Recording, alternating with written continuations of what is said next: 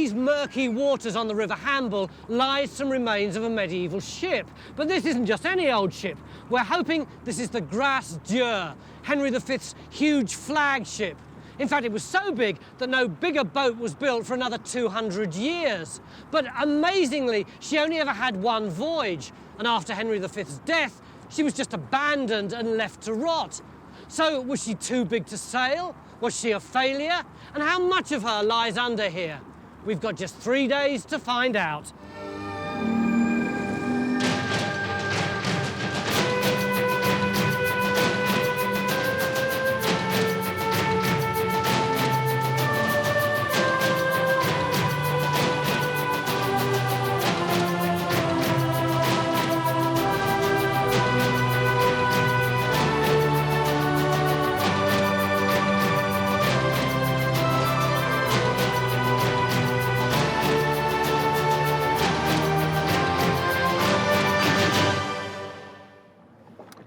On a bitterly cold night in January 1439, the Grasse Dure was lying silently at anchor, surrounded by 3 smaller royal ships.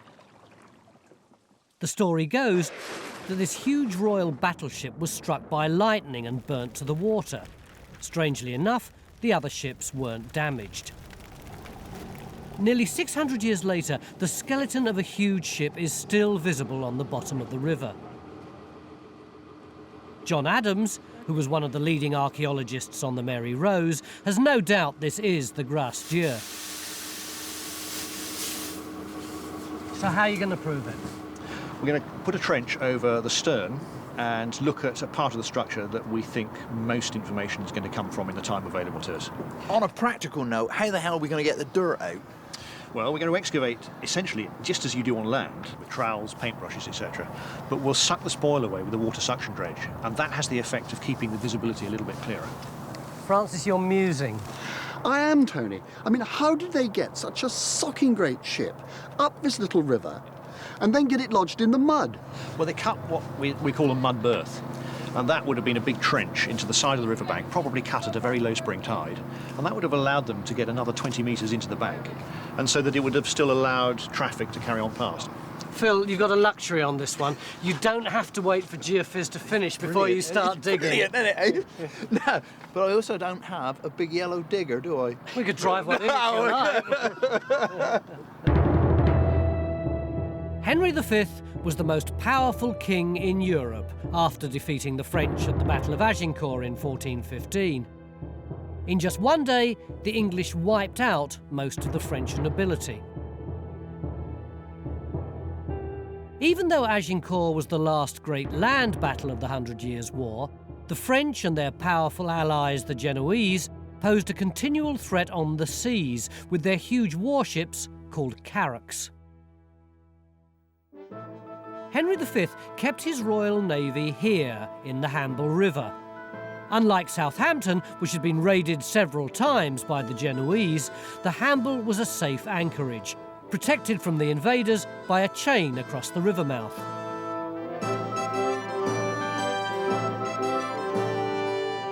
Three miles upriver lies the ancient port of Burlesdon. And a mile past Burlesdon, 4 royal ships, including the Grasse Dure, were laid up in specially dug mud berths. John has been talking about this wreck as though he knows it's the Grasse Dure, but we don't know that, do we? Oh, yes, we do. How? Well, we've got a great deal of documentary evidence which makes it quite clear why, when it was built, how much it cost and who built it. But Susan, that just says that there was once a boat called the Grasse Dure, not that this is it. Ah, but one of the documents tells us that it was brought up the river here, anchored in the river for some years, and then eventually beached on the mud flats over there. Well, OK, Susan, so it did sink here at some time. Not sink, it was beached. OK, it was beached here at some time. But that doesn't mean that what he's found is it. It could be another medieval boat. No, it couldn't, could it, John? It's too big to be anything else. There is 40 metres from stem to stern of the structure in the mud, and we know that that's not all because the original ship would have been much bigger. So the dimensions people have come up with are anything up to 200 feet or more, in fact. 60 metres long by about 15 metres wide, 50 feet wide. That is a hell of a size, I mean, isn't it? 200 feet long, 50 foot wide. To me, that seems too big. I mean, looking at the plans that were made in the 80s of just what they could see on the surface then, it's very difficult to stretch them to fit those dimensions. I think somewhere beneath that, perhaps, I don't know, 40 metres, 45 metres long, So, 40 feet wide, something like that. Rather smaller, but still absolutely enormous. Damien, are you saying this? this isn't the Gracedieu, No, or are you just saying that they lied about the size? I'm just saying originally? the historical way of deriving the size is different to the archaeological way. The archaeological way is to go out there and measure it. The historical way is to follow the documents, which are difficult to understand. So we are looking for an enormous ship. She carried a fighting force of at least 200 men, and we think her forward castle, or forecastle, was 50 feet above the waterline. That's 3 times the height of a double-decker bus. But as our experts can't agree about most of the other dimensions, one of our targets is to define her actual size. But why did they build her so big? It had to be larger than the largest ship the enemies of England could throw against it. And those were the Genoese carracks, the big Mediterranean sailing vessels of the allies of the French. And the Gracedieu is about 3 times as large as the largest carrack. Our first job is to get the geophys underway. And here we're using the latest deep-sea sonar technology. Depending on how much of the hull is left in the mud, this might tell us how long this ship was. But this system has never been used in such shallow water before. What sort of depth do you normally work at? We normally work in about 10 to 20 metres of water, but most of my colleagues think that is ridiculously shallow, let alone this. See, I mean, how does this actually work? How is it that this thing can pick up wood? How does it work? Well, basically, if you sort of send a sound source down to the seabed, the physical property change between the water column and the actual sediments is pretty significant. You get an echo back from it.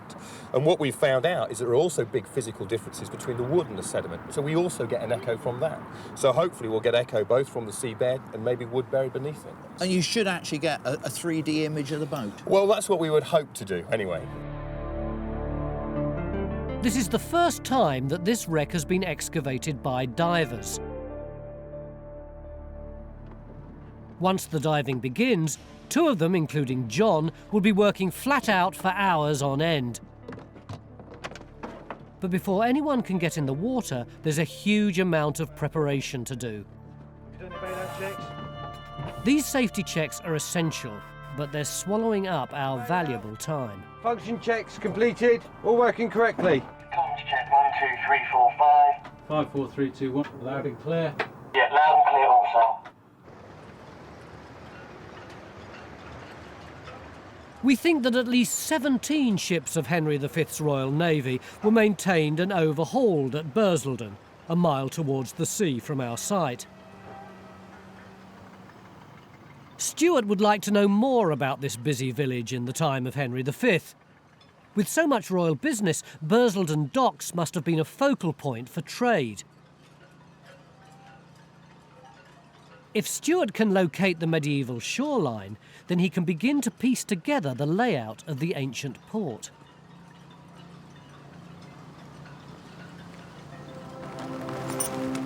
The tides in the river churn up all sorts of silt and weed, and the underwater visibility is very poor, so John has designed a special enclosure. This paddling pool-looking device is called the sea curtain.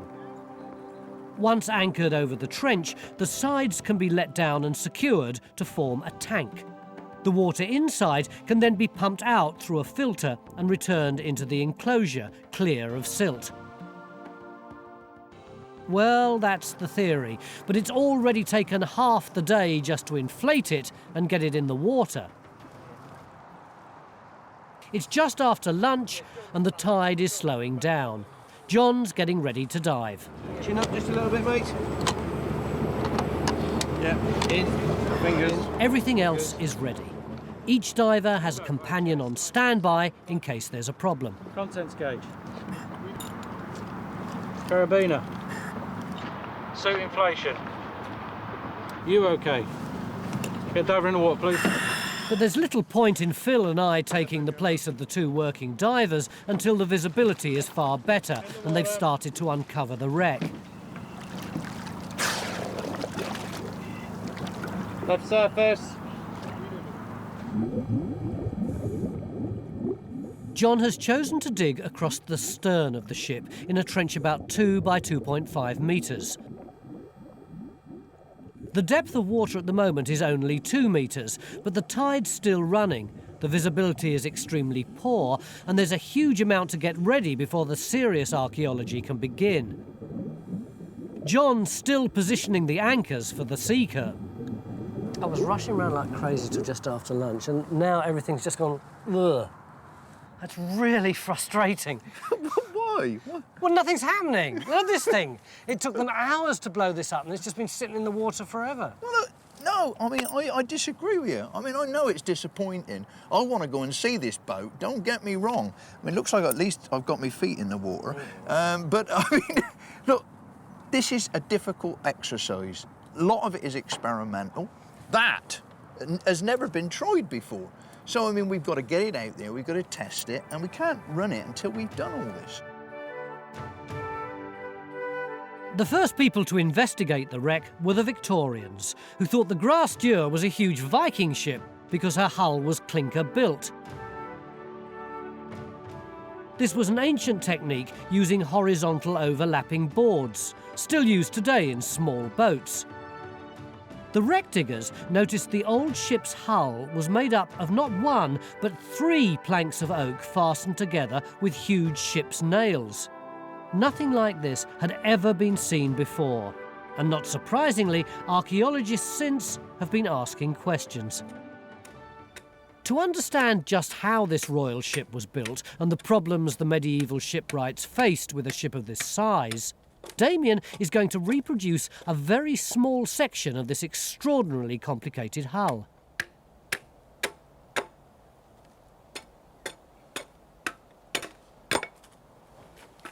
How long would it take to make a plank like this, do you reckon, if you knew what you were doing and were doing it all the time? Not that I'm suggesting you don't know what you're doing, but you know what I mean. It's a little bit cheeky, but... I was just trying to get an idea of how fast work was likely to progress. Well, if they knew what they were doing, small ones like this, they would make, I don't know, 10 or 20 a day if they had very good straight pieces, which this is reasonably straight and regular and nice and fresh, so they'd make a hell of a lot. If the material wasn't as good, it would take longer, you know. John's finally got the site prepared. He's had problems sighting the anchors for the sea curtain, and he's been marking out the trench underwater. On the surface, Phil has been waiting patiently for his instructions. Phil, can you hold it there and then I'll come and get it? You'll come and get it?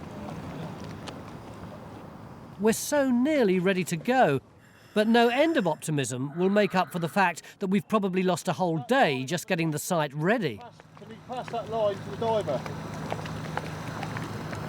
Yeah? There's the total with the King's donation added in as well, so you've got £4,000 here. Carenza's looking at the quantity of materials and manpower used to build the Grasse Dure and the time they took to construct her. This one here, which is the original, which has... What's that? Well, it's a kind of summary of all the accounts from the building of the Grasse Dure and all the other... There are no diagrams or shipwrights' plans, but there are copies of some of the 15th century commissioning documents and accounts. So there's a huge amount of detail in this, and then there's various other documents that people have gone through. And the realisation of what it took to build an enormous royal ship is beginning to dawn. The scale of it is just kind of unbelievable. By the end of our first day, at least a picture of this huge ship is beginning to emerge from the history. And the first glimpses are even beginning to appear from under the silt.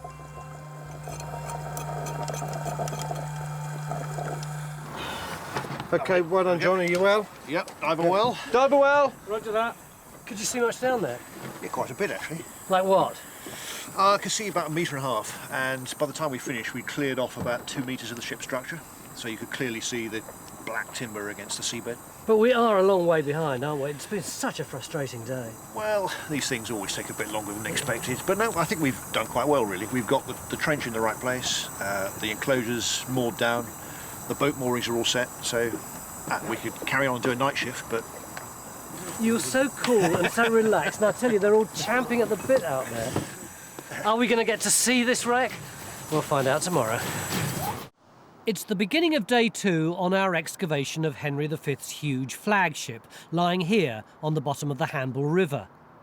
Yesterday was so frustrating, not being able to see anything, having to wait for the site to be prepared. But this morning, conditions are far better. Low tide's about 2 hours away, and that means optimum visibility. The sea curtain can also be anchored down soon, so shortly they can begin to exchange and clean the water. Happily, the dredge, used for sucking away the mud and silt, is working perfectly. And inch by inch, the ship's hull is coming to light for the first time in over 500 years.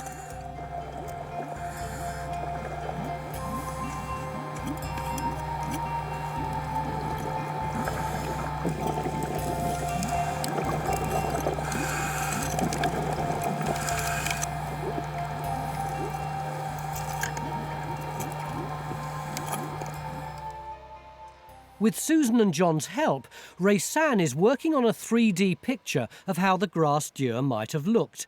For the first time, we can see how overpowering this 15th century battleship might have been, and what a huge advantage it could have provided for Henry V over his enemies. Building a clinker vessel of this size was very complicated. Rather than building the frame first, they started by forming the ship's hull with layer upon layer of triple boards, and when it was complete, they fitted the frame inside. The clinker boards were clenched together with huge iron nails and washers called roves, and the hull was then fixed to the frames using tree nails, long wooden pegs that were driven through both the boards and the frames and wedged at each end. To join the boards end to end, the shipwrights cut overlapping scarf joints. We don't know if these joints were staggered or how long the boards were. To the modern eye, this appears to be a really cumbersome way to build a ship. And why did the medieval shipwrights use this triple clinker construction in the first place? To find out more, Damien is looking at some of the timbers that were salvaged from the Grasse Dure in Victorian times and which are now kept in Winchester Museum. What's it telling you? It's telling us a lot about the tools the shipwrights used. You can actually see fine detail of tool marks in this scarf joint here where the boards joined end to end. Where? And even the little places where the nicks in the blade, sharp as ridges on the surface of the timber. That is just superb preservation. And what are these things here? These are the iron washers for the end of the bolts or rove nails that held the ship together. On the inside, we can see traces of tar. And for me, one of the most interesting things is we can see how relatively rough the finish was. I mean, this is a royal ship, but they were building her fast, and they weren't obsessed about the finish by any means. I mean, this is really quite rough. What's going on here? Well, this is part of a frame timber. I mean, it's again, fantastically well preserved. You can see shipwrights marks, you can see... What is that, Damien? Is that a sort of the carpenter's mark to show it was his bit of timber he needed to be paid for? Or is it a sort of kit number of how to put the ship together? It's probably got most to do with how the frame timber fitted in the ship. The shell of the planking was built first, frames put in afterwards. You can also see some pretty crude work here. Yeah, what is this? Well, these crude scallops are to fit over the heads of the bolts, and they're cut pretty crudely and very deep. So they're going bang, bang, bang, chop, chop, chop, chop. The clock is ticking. You know, this is speedy work. And Damien, is this going to help you actually try and reconstruct how it was put together? Does this... It is. I mean, I'm already beginning to realise that we've been wasting our time making the boards as smooth as we have on our section we're building, and you know. It's just fantastic. It's just the beginning of understanding. I can't say what it's telling us. He's always so taciturn. It's really nice to see him excited. Oh no, I've been a student of medieval shipbuilding for several years, and this is just fantastic material. The tide's beginning to slow down now, and that means optimum visibility. John, you're wet. I'm wet. I had what they call a wet dip. Phil's been put on standby, and he's really excited. Is it all right? We're nice and productive now. And how's the skirt doing? Well, the tide's still too high for that to be operating. That's still about a metre above the seabed. So we're just operating down on the seabed below that at the moment. But so, is the excavation going up to according to plan? Is it as just... Yep. It's plain sailing now, is it? We've gone down this much already. Yeah? Yeah. So what's the plan? Why aren't you still in there? I've just come up to change hats. And then you're going back down. I'll borrow this one. Permission denied. In 1420, 5 years after the Battle of Agincourt, the Grasse Dure was finished and ready for sea. She was the biggest, most prestigious warship that had ever been built, and probably amongst the first royal ships to carry guns. Were the Europeans impressed by it? Oh yes, I mean this is one of the nicest things about the Gracedieu. The Florentines used to come to Southampton every year with galleys to trade, and Soper, who's the guy in charge of the royal ships, was also a merchant. So he met up with his contact and took him to dinner on the Gracedieu when it was in Southampton. And this guy wrote it all down in his diary, and then he says it was the most beautiful ship I ever seen. Well, that was real praise from a Florentine. She set sail in July 1420 on her maiden voyage from Southampton to the Isle of Wight. Presumably the sailors who worked on it must have been terribly proud that they were on this great ship. Well, you'd like to think so, but have a look at this. This is an account of the muster of when they were going on the only expedition that the Gracedieu went on. A muster is just like making a list of them so you know who to pay. That's right, a roll call in effect. And if you look here, this tells us that how the quartermaster of the Gracedieu is William Duke of Dartmouth of the Gracedieu. He threw the muster roll into the sea when they asked him for it. The crew were underpaid, the weather was appalling. Some of them who weren't used to handling such a large ship just wanted to chuck it in. And they insisted on being put ashore on St Helens in the Isle of Wight. And then things got even worse after that. They attacked one of the servants of the guys taking the muster and tore his clothes, and it says they used verbis contumelis. Otherwise, they swore at him. You know, I find this so refreshing. When we're doing archaeology, we're always going, oh, what a great imposing structure. Look at the size of this boat. But actually, there were ordinary people on it who were really hacked off. Absolutely. They wanted to go home, They didn't they? wanted to go home. I mean, weather was clearly dreadful. They may have been afraid that this vessel was not seaworthy, though there is no evidence whatsoever for that. So after only one wretched voyage, the Grasse Dure was anchored in the mouth of the Hamble to deter enemy raiders. Eventually she was berthed upriver and her masts and rigging taken away. She was never to see the open water again. They had shipkeepers on these ships, like caretakers, and we know in fact that the superintendent shipkeeper was Jordan Browning, who was a very experienced royal shipmaster. He'd been Master of the Holy Ghost. He was a Southampton man, a local man. He superintended the building of a little royal ship down the river at Burlesdon called the Little Jesus. Well, Stuart's our man on the spot. If he can work out where the medieval village was, then the boatyard could be somewhere there. 232 in the main, all functioning correctly.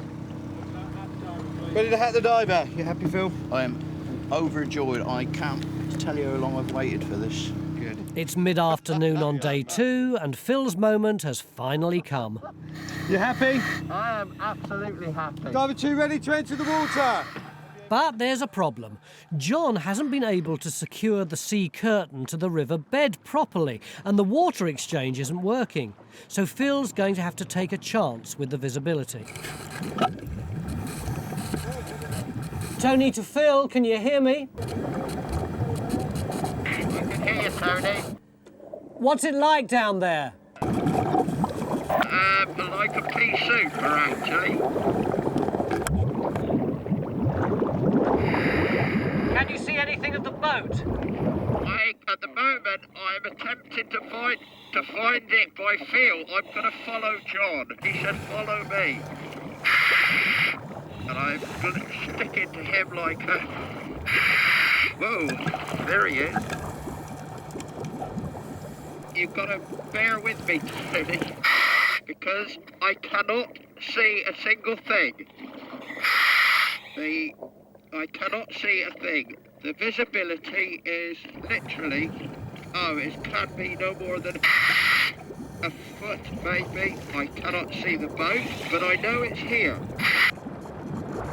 And now he's guided my hand down. Oh, my God. This is like a radio programme, not television. What can you feel? There it is, now that makes sense. And that is, unquestionably, Grasse Dure.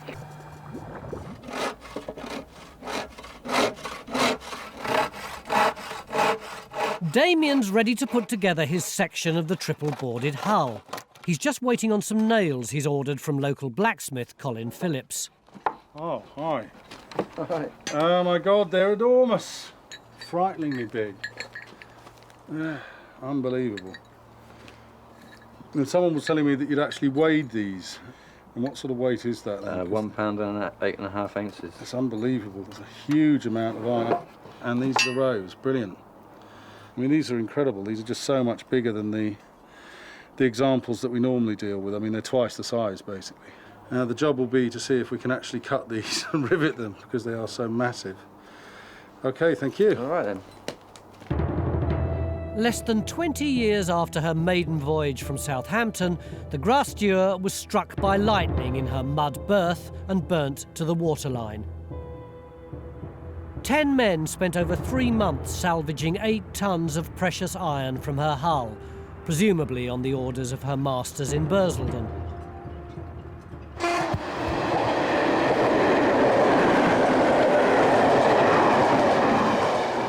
Stuart, I bet you were a train spotter when you were a kid. Absolutely not. Come no on, way. I see no. you with that little thermos. Listen, over the other side, they were saying that there was this guy called Jordan Browning, who was the caretaker of the Grasse Dure once it had been laid up. And he actually made ships just around here. Mm-hmm. What would this place have been like at that time? Well, in the 15th century, well, obviously it wouldn't be as genteel as it is now, and there certainly wouldn't be a railway line here.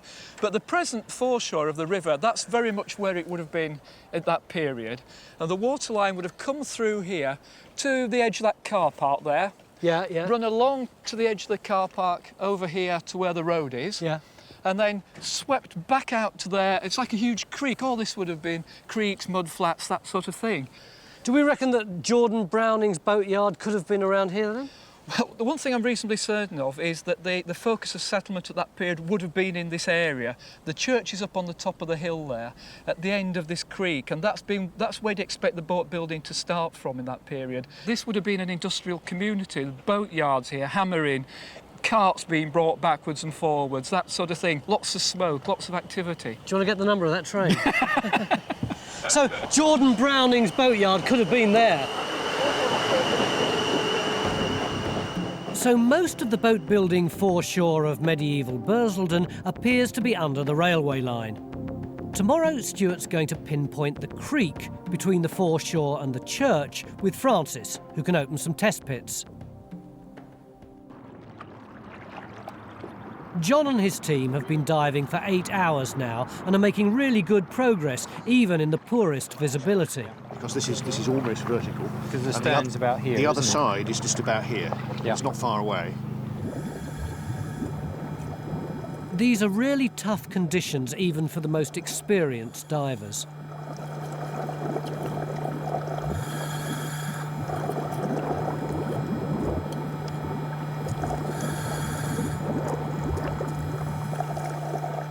It's the end of the day, and we're waiting for Phil. So we've retreated to the pub. I don't read about it, we ran out of stuff to do, really. But Phil is the bearer of bad news. The sea curtain is a non-starter. After 2 days, John's decided to abandon it altogether. It's just not working. I mean, we did spend a hell of a lot of time putting it in. If we hadn't... And installing it. If we'd ignored it, if we'd gone in without it, we could have been diving, by lunchtime today. Yeah, but you know, on the other side, you know, I mean, okay, it doesn't come as a great surprise to me, but I mean, the main thing is, I've actually been down here. Don't let's be too glum.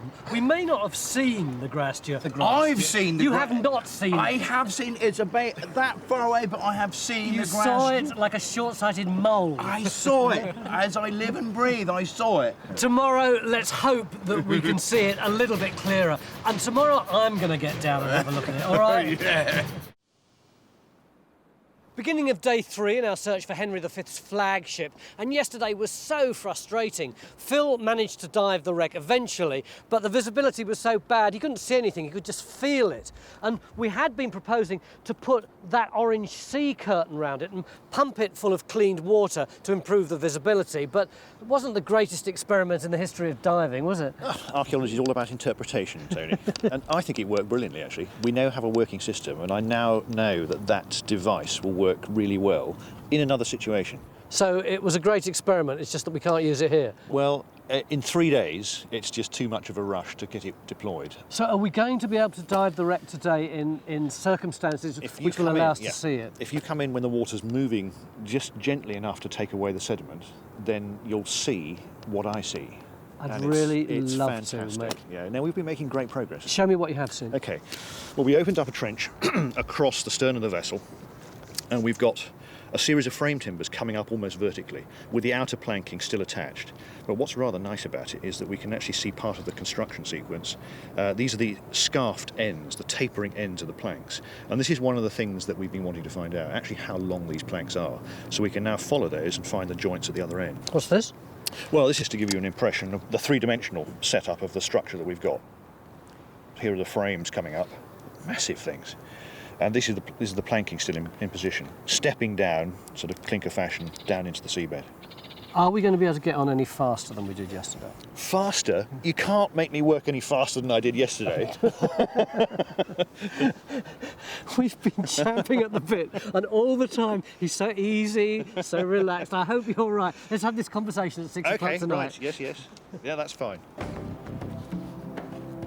Phil and I haven't seen any of this underwater yet.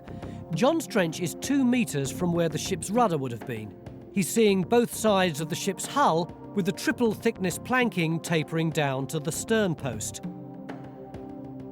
The frame timbers here look as if they're 40 by 50 centimetres thick, which are far bigger than he'd expected. And John thinks there could be anything from 1.5 metres to 2 metres of the hull still under the mud. Justin Dix has been processing his sonar geophysics results at the Southampton Oceanography Centre. And it's really exciting, Phil. Even in this very shallow water, we've got a really good image. This, along here, is the actual seabed. And we can actually sort of add that on there. And then what we've got is a really strong anomaly, really sort of yellow and red colours here, very, very strong reflections. That is a cross-section through the Grasse Dure. And that's actually cutting a slice through the actual Gracedieu. And in fact, the reflections are so strong, we get nothing, no sound being reflected back beneath. Whereas on either side, where it's just a sort of muddy sediments, we get sort of horizontal layers, sort of some basic layering within it. So we're fairly confident that's the actual hull. So from a series of these cross-sections, you can put it together and actually build up the shape of the hull? Well, that's what we've been trying to do over the weekend. If we go onto this screen here, what we've done is we've effectively picked the seabed surface so we can actually sort of have a sense of what the seabed's like. And if we go underneath here and we start to add the actual horizons, we can start to pick out the actual hull section. And if we then rotate round, you can start to see a sense of that hull form. That's right. Here's the actual width of the hull, and you see it's tapering back towards the stern. That's right. But how much of the ship have you got there? We've got about 2/3 of the vessel here at this time. I mean, normally we would survey for a number of days and process for several weeks. So over a weekend, we're pretty pleased with this. You're pretty chuffed about this. I'm over the moon, actually. So here it is, a huge section of the royal flagship still under the mud. If Justin can do some more work, we should be able to calculate the size and shape of the ship. Damien was expecting to build a larger section of the triple clinker hull, but he proved that it's a slow, messy business, sandwiching in the tar and moss that they used to waterproof this ship. Now he's got to fit it all together. OK, do you want to tap those in? Just gently. Next one. The holes are a little slack now. How many of these nails do you reckon would have gone into this boat? Nails this side? We can't say exactly because we don't know how deep she was, but thousands. We're talking about thousands. So, I mean, it's a huge amount of iron. These are not bedding down very well, are they? I'm wondering whether we need to cut a bit of a recess for that. You got to whip them out again? Afraid so. Well, this is learning. I mean, this is learning by doing, and we're learning the hard way, I'm afraid. Damien is not amused. It's all got to come apart again. You know, 2 steps forward, 1 step back at the moment, but we're learning. Are you happy? After yesterday's pea super, Phil's hoping he'll see something today. Okay. Happy? Okay, off you go. Diver 2 in the water. Roger that. Reports well. Diver 2 left surface.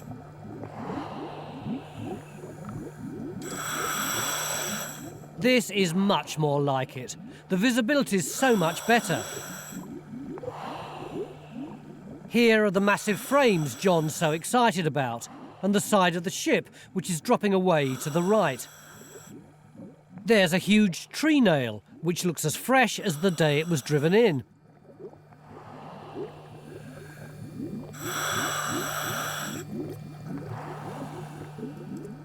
And a scarf joint. One of the main tasks today is to establish the length of the boards that form the clinker hull. Colin McEwen, who's diving with Phil at the moment, is measuring one of the hull planks. Right, could you just give me a measurement from the scarf joint at the end that's free back to the farthest point away that you can get? Okay. Understood? Yeah, understood.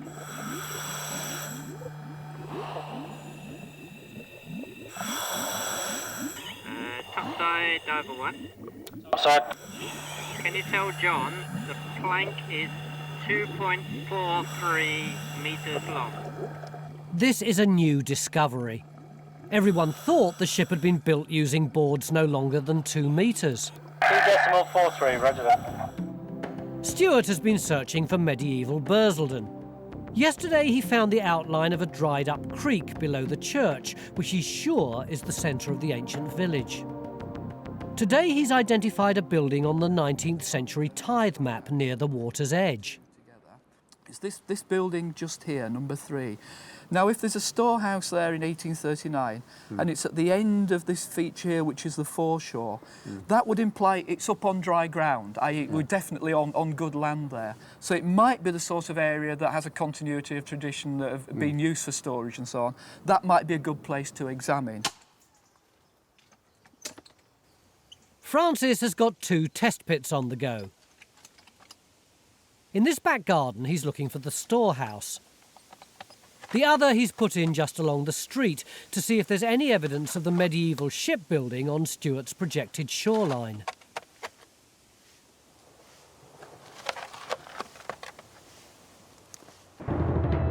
In 1422, Henry V died, just 2 years after the Grasse Dure's maiden voyage. She cost a massive £4,000 to build. You could have probably put up a fine cathedral for that at the time. And Robert Byrd, the clerk of works of the ship, who'd lent the king some of the money to build her, didn't do very well out of it. So did he actually manage to get his money back and make a profit on building the Gracedieu? Very unlikely. I mean, here you've got the total amount received, and then down here you've got the total expended, and in fact it says rather sort of laconically he should have more, £65 12 shillings and 8p halfpenny. So he made a loss? He made a loss. On this case, not a very big one, but still a loss. And his chances of getting this back were pretty slim. Even though it's written down in the exchequer? Even though it's written down, yes, yes. Tony, comms check, 1, 2, 3, 4, 5. Yeah, I can hear you fine. Roger that, loud and clear. You happy? Diver 2 ready for the water. Roger that, get the diver in the water, please. I don't think I've ever been on a time team where it's taken me 2.5 days before I get to see the archaeology. Reports well. But now the moment has come.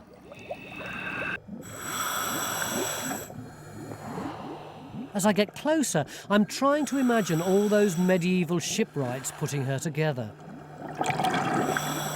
Why those mutinous sailors abandoned her. Maybe she wasn't struck by lightning. Perhaps they set fire to her on purpose to get all that precious iron out. Phil to Tony, can you hear me? I'll press that down. Phil, Tony, can you hear me? Yes, I can hear you.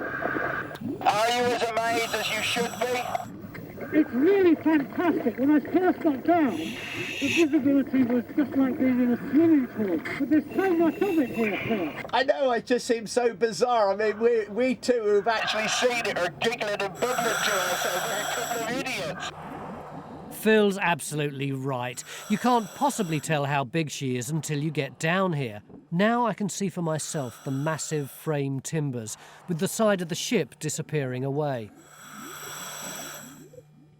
The ballast, I assume, as there's no other reason for flints to be in here. And until you see how close together these enormous timbers are that step down towards the stern, you can't appreciate the scale of this ship. Archaeologically, John's made great progress this weekend, and he's made yet another discovery. The surprise this morning was when we followed the frames back north to the other side of the ship, and it appears to me as though we have a series of truly massive crooked, grown floor timbers, sort of big Y-shaped timbers, standing on the keel. That sounds extremely plausible to me. It's like some later 17th century ships, these big Y-shaped timbers. That's really interesting information. Yeah, I hardly dare say this, but this does look to me very similar to those grown floor timbers at the bow of the Mary Rose. Over. Yes, I'm not surprised. That would be, I think, the most likely option, you know, within the sort of medieval mindset. The crooked timbers at the stern of the Grasse Dure, which John has just discovered, were cut from trees specially picked by the shipwrights. The shape of the timber gave the ship's frame far greater strength in one piece than if separate timbers were joined together at the keel. This is the first time John's ever seen anything as enormous as this. Damien's run out of time. His experiment isn't finished, but the process has revealed some surprising insights into medieval shipbuilding on this scale.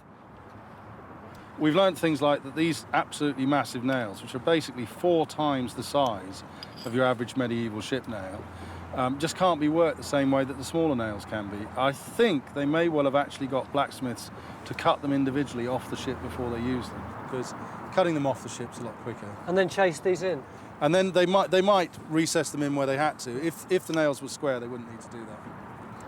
Given the historical evidence we've got, Damien, for the sheer quantity of materials involved in building this ship and how big it was, how tough do you think it would have been working on it? Everything about this ship, the size of it, the laminations, the nails, the weight of everything, the loads of tar and moss everywhere.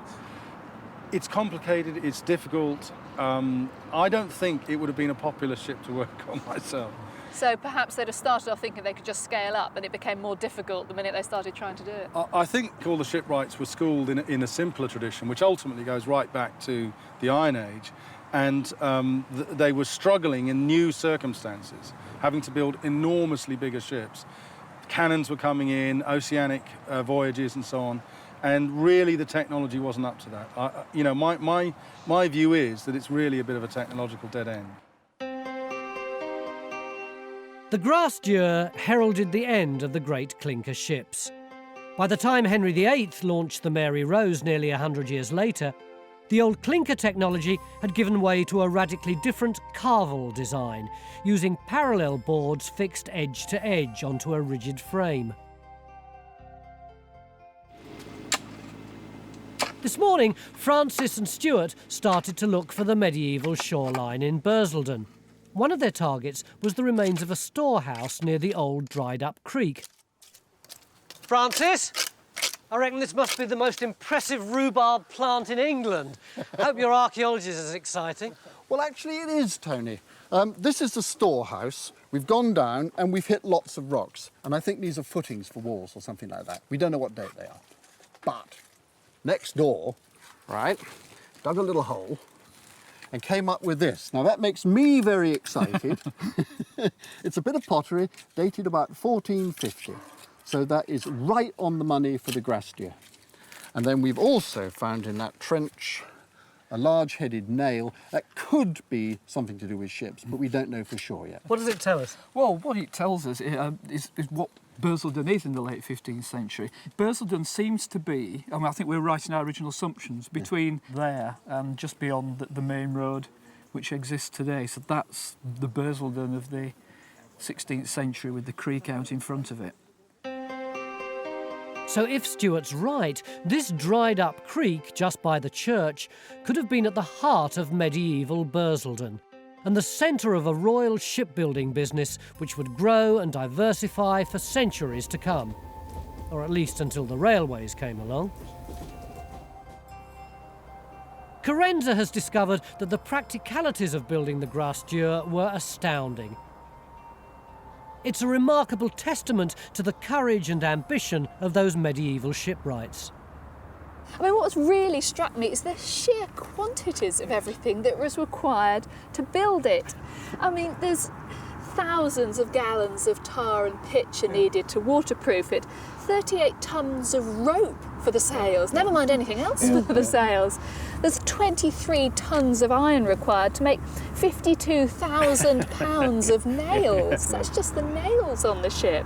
And that's without the acres of timber that you need to hold together. I mean, the figures for that are unbelievable, aren't they? 2,735 oak trees, 1,145 beech trees. Now, at a tonne and a half per tree, you know, that's over 6,500 tonnes of wood. Just moving that around must have been phenomenal. And that doesn't include all the timber that came from abroad. Yeah. You're absolutely right. I mean, some of it came from the Baltic. You've got wainscot boards, and you've got regols, which are timber from Riga, and you've got Prussian deal, which again is all from the Baltic, coming into the East Coast ports here. And then there's the fitting out, the anchors. It's got 24 anchors, and the largest one is 17 feet high. That anchor had a name. It was called Tinctor, and it survives in the royal accounts right up to the time of Henry VII. Over the 3 days, we've discovered a lot more about the Grasse Dure. From the sonar geophysics, we think that she measured about 120 feet long at the keel. And when you take into account the overhanging bow and stern, she was probably longer than 200 feet. And there's no doubt that she was very broad, over 50 feet at the widest point. John's discovered a lot of new technical information, from the length of the hull planking to the sizes and arrangement of the stern timbers. As a ship, we can't say if she was a success or a failure, because through no fault of her own, the Grasse Dure was a battleship without a war. There's no doubt that if she'd gone out in anger, she could have overpowered her enemies, but would she have lasted the ravages of the wind and the sea? That we shall never know. This was always going to be a difficult shoot, what with the untried technology, and the very fast-flowing river, and the bad visibility. And there were times when I thought we weren't going to get anywhere. But actually, we know far more about the Grasse Dure than we did 3 days ago. And that's why we came here. The rest of the time team have gone home, but I've got to have just one more look. Left surface. Number 2, left surface. Roger that.